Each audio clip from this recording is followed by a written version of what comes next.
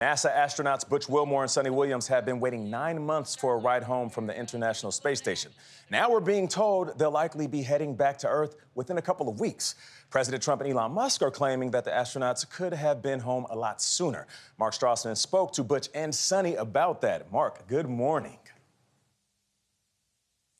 Hey, Nate, good morning to you. Astronauts always would rather talk about space. They like to fly above politics. But that's not possible anymore in the space saga of Sonny Williams and Butch Wilmore.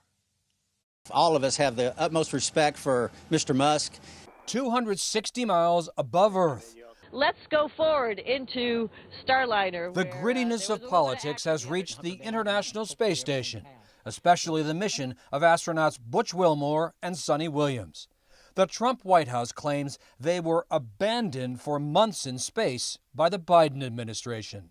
Those astronauts were supposed to be up there for 8 days, and now they're up there for 8 months. Does that make any sense? One, ignition. Back in June, Wilmore and Williams flew to space on a Boeing Starliner that developed problems with its propulsion system.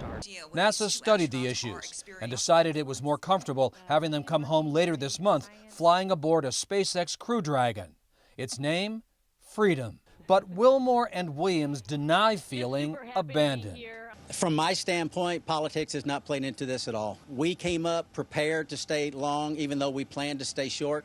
That's what we do in human spaceflight. That's what your nation's human spaceflight program is all about, planning for unknown, unexpected contingencies, and we did that. NASA is among the federal agencies now in the crosshairs of government downsizers. In that atmosphere of uncertainty, NASA intends to bring home Wilmore, Williams, and NASA astronaut Nick Hague in a couple weeks. Are you at all concerned that your NASA teammates could be distracted?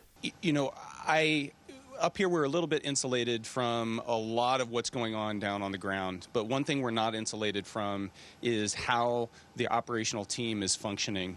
And that support from the first day that I showed up here to today has been unwavering, and we're firing on all cylinders.